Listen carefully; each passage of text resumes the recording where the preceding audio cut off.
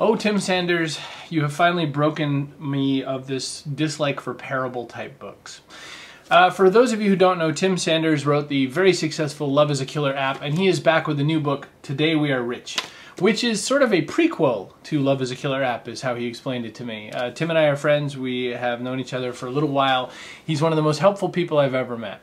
Tim's book, Love is the Killer app, is just an incredible treatise on how to actually conduct yourself and be an amazing person. It's he would call me a love cat, I would call him a trust agent. It would all be sickening to you all.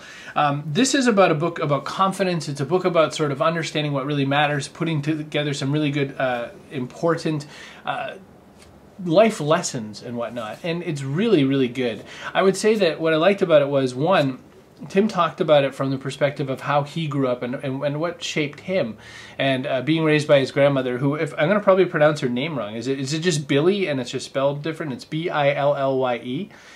There were just a whole set of practices that she had taught him and raised him on, and when he turned away from them, they didn't really, he didn't do as well. And so this book shows about what happened and what changed and what confidence came to him.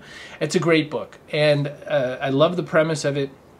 It's not like the other parable books insofar as it's not fictional characters, but it is like a parable book in that all the lessons are kind of written out sort of long-form storytelling way.